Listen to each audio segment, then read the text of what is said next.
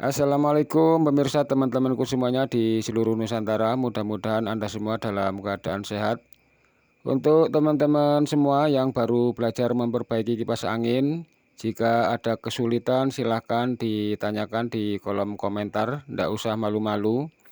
Dan tentunya saya juga merasa senang sekali jika bisa membantu teman-teman semua. Karena saya juga pernah mengalami hal yang sama seperti teman-teman semua dulu waktu masih belajar. Tentunya banyak sekali mengalami kesulitan. Tanya sesama tukang servis yang lebih senior, terkadang malah justru disepelekan. Makanya saya berusaha untuk tidak seperti itu ya Lur. Jadi di sini kita sama-sama berbagi ilmu dan berbagi pengalaman, saling membantu jika teman-teman semua mengalami kesulitan. Tapi ya sekiranya teman-teman semua ada yang ditanyakan dan tidak langsung dijawab ya harap maklum ya Lur. Karena kesibukan saya sehari-hari ya servis elektronik seperti ini Lur. Jadi kalau pas lagi banyak pekerjaan, terkadang mikirin pekerjaannya aja udah pusing ya Lur. Tapi ya mudah-mudahan tidak sampai 24 jam nanti udah bisa dibales ya Lur. Dan pada kesempatan kali ini kita akan memperbaiki kipas angin merek Miyoshi. Ini kemarin ada yang tanya, Bang ada upload video kipas angin merek Miyoshi enggak? Tapi sebenarnya kipas angin merek apa saja prinsip kerjanya sama ya Lur.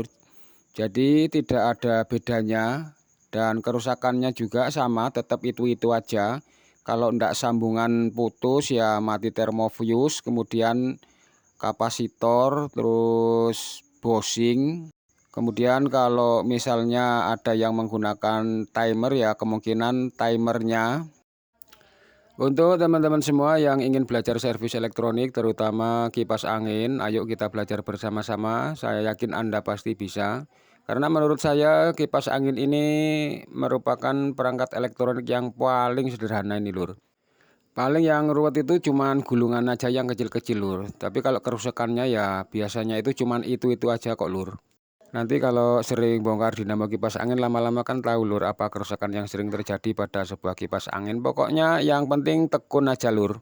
Nek jare wong Jawa Lur, apa wae nek ditekuni mesti nggawa rejeki. Makanya belajar sing temenanan terus ditekuni.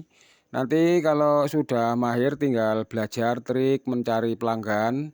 Kalau sudah banyak pelanggannya tinggal belajar bagaimana caranya supaya pelanggan kita tidak kabur. Karena sepintar apapun kita kalau tidak bisa mencari pelanggan dan mempertahankannya ya sama saja bohong Lur. Tetap tidak mungkin akan laku ya Lur. Tapi saya yakin nanti dengan berjalannya waktu teman-teman akan paham bagaimana cara memperlakukan pelanggan dengan berbagai macam sifat dan karakter yang berbeda-beda. Ini dinamo kipas angin sudah saya buka. Jadi kipas angin ini kerusakannya mati total ya Lur. Tadi sudah kita coba colokkan ke listrik, kemudian tombol speed sudah kita putar ke level berapapun. Tapi dinamo kipas angin tetap saja belum mau berputar. Ini kita akan cek di bagian sambungannya karena kita mencurigai ini ada sambungannya yang putus. Untuk kerusakan kipas angin putus di bagian sambungannya ini memang sangat sering sekali ya Lur.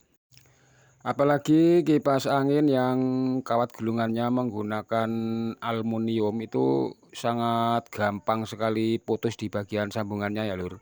Itu ciri-cirinya kalau kawat gulungannya yang menggunakan aluminium itu biasanya kawat gulungannya itu kalau dikerok biasanya putih Lur. Dan sekarang itu hampir rata-rata dinamo itu kawat gulungannya menggunakan aluminium ya Lur. Tidak cuman kipas angin saja. Terkadang dinamo mesin cuci, terus dinamo mesin sedot air itu juga banyak juga yang kawat gulungannya itu menggunakan aluminium. Ya kemungkinan karena faktor persaingan harga ya Lur. Soalnya kalau gulungan yang kuningan itu memang mahal. Makanya tukang rongsok itu kalau nemu kawat gulungan yang asli kuningan itu seneng banget Lur. Kayak nemu emas aja. Soalnya memang harganya mahal itu Lur. Kita potong dulu ini benang pengikatnya, kemudian kita tarik satu persatu. Awas hati-hati pada saat menarik benangnya ini, karena biasanya benangnya udah kaku ya lur. Jadi kalau sampai nyantol satu aja nanti ketarik bisa putus, malah tambah pusing lagi ya lur. Pelan-pelan aja, jangan gerusa-gerusu, karena memang pada perbaikan kipas angin itu yang dibutuhkan itu kesabaran yang sangat luar biasa, karena gulungannya ini sangat kecil-kecil sekali. Perlu kesabaran, perlu kehati-hatian pada saat membuka sambungannya ini. Apalagi isolator pembungkus sambungannya ini udah hitam-hitam seperti ini lur ya. Ini biasanya isolatornya sudah kaku, kemudian menempel dengan kawat gulungannya. Ini kalau nggak hati-hati ketarik bisa putus ini lur. Makanya sebelum kita membuka sambungannya, ada baiknya isolatornya kita pencet-pencet dulu pakai tang seperti ini.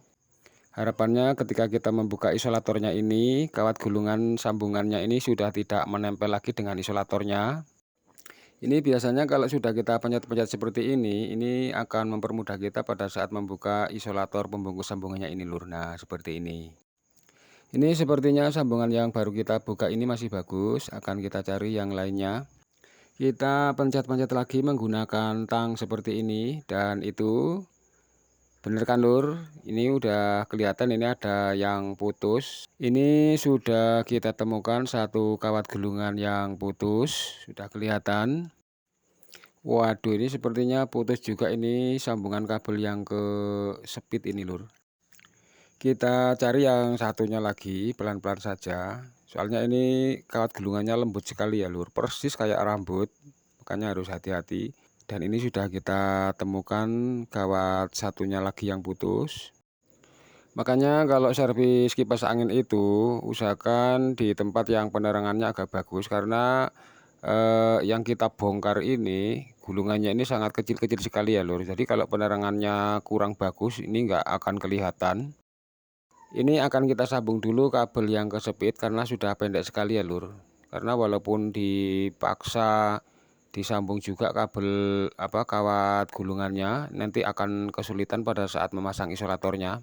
Lebih baik kita sambung dulu kabel yang kesepit nanti supaya kita mudah pada saat menyambungkan dengan kawat gulungannya. Jadi kalau kabelnya panjang kan kita akan lebih leluasa untuk menyambungkan dengan kawat gulungannya. Nah, seperti ini ya lur. Pokoknya kita perbarui sambungannya ini sebaik mungkin dan serapih mungkin supaya awet ya lur. Ini sambungan sudah kita rapikan semuanya, termasuk isolator juga sudah kita pasang.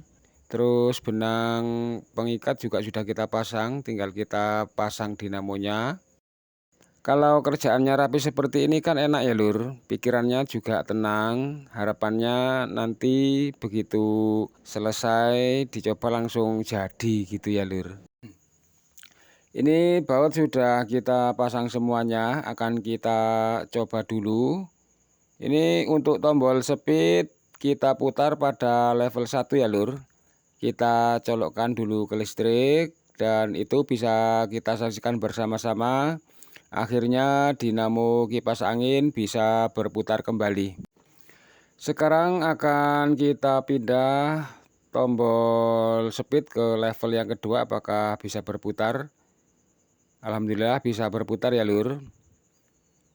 Selanjutnya kita putar ke level yang ketiga, apakah bisa berputar juga.